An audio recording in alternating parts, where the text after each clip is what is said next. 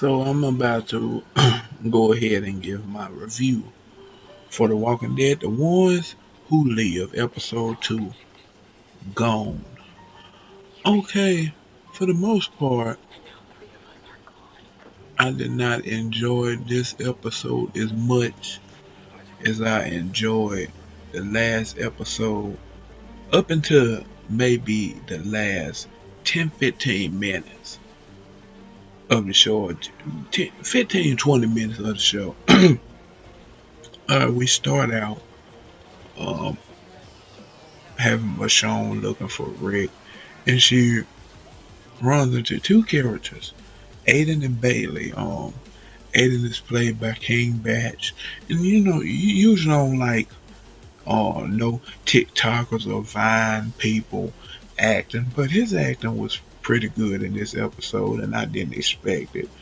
But he helped them get out of she helped them get out of a sticky situation and helped them get back with their um caravan. And when I tell you this was an unexpected thing, they like a traveling circus or a traveling um fair or something, like traveling rodeo, something like that. Um, and this place is kind of they traveling thing. It's kind of odd. They got so many rules and stuff. To tell the truth, King Batch character and his woman and this other dude, his name is Nat. He a small dude. He little dude, but they was talking about how they wanted to leave the place, but I guess they were scared. Um, but um, Michonne saved them, and Nat gave wanted to give her a horse, which the leader, which is I think Bailey's sister. She was gonna leave Aiden and Bailey behind. She ain't care. But Michonne left, and I tell you, she ran into this doggone horde. Looked like it was hundreds of thousands of walkers in this doggone horde. But and I don't know, she got there and she ran into some problems. But after she had left the caravan, and then Nat, Bailey, Aiden, and some more people joined up with her. They decided they were through with the caravan. Okay, so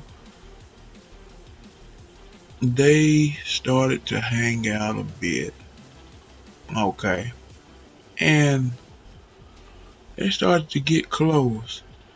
And Bailey, I think the woman name is Bailey. I don't know if Aiden or Bailey is the woman, but all I know, the woman, King Bat's girlfriend, let Michonne know that she was pregnant. And Michonne tried her best to tell her that her and King Bat should go to Alexandria and stay there. But she wouldn't listen. She said, "We gonna stick with you until you find Rick." She should have did it. She should have did it. They should have did it. They should have did it, because as they done go traveling, one of them CRM helicopters, they up in the town, and one of them CRM helicopters came and deployed some gas on every last one of them, killing mostly everybody. It doggone, when I tell you, you should have seen their face. They spitting up green stuff, and it killed mostly everybody, and it killed Aiden, and it killed Bailey, and it made Nat and Michonne real sick, and they had to stay in one of those buildings until they got better, got strong enough to keep on going. And this whole time I was saying, y'all should have listened to Michonne. Y'all should have went to Alexandria. And the whole time, it was some place, the place where Rick sent that bottle off to Michonne or some, or the place she seen where he said he was. She doggone went there, and um, she went there and she saw that there was so many dead, burnt up bodies there, and that finally convinced her that maybe Rick isn't alive, maybe he's dead, and he convinced her maybe they should go back to Alexandria. Uh, this is where things kind of took off from episode one, took off from the end of episode one. It met up with it. This is where Michonne and Nat started shooting that helicopter that Rick and them was in and slitting the throats of all the doggone the soldiers that were in there. And when she went to slit Rick throat, she seen it was him. Okay. And after that, Nat came up and said, "Is that him? Is that Rick? Is that the one you looking for?" And then right when he said that, bow, one of the soldiers came and shot Nat right in the back. And I'm like, oh my goodness. This episode, it was a lot depressing than episode one. It really was. It really was. Um, and Rick was telling Michonne that she got to make like all of this was Nat's doing, and that she Nat shot down the helicopter and stuff, and that was his sword, and she found them, found the soldiers and saved him, you know.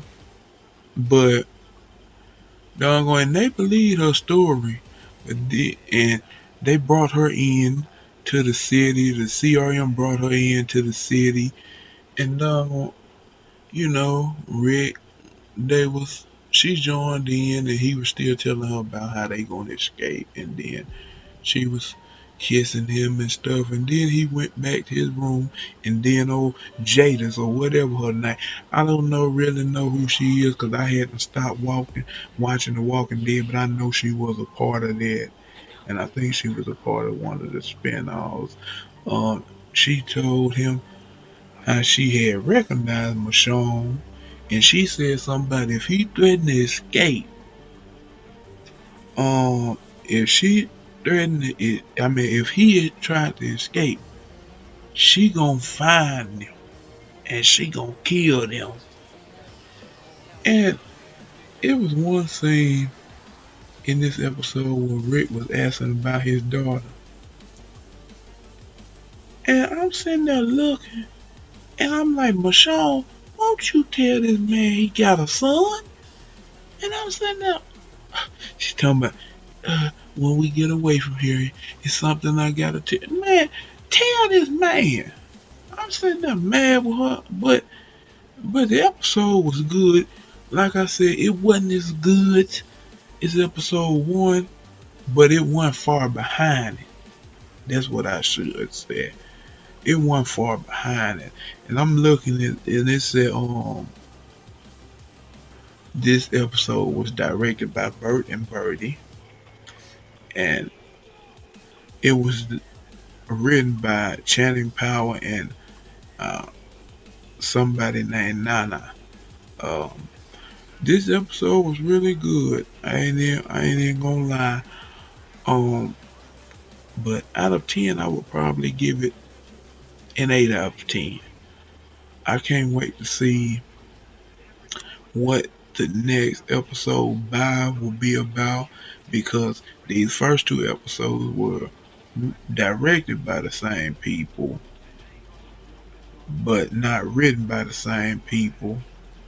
So the next episode will be directed by Michael Schlofus, and it's gonna be written by different people.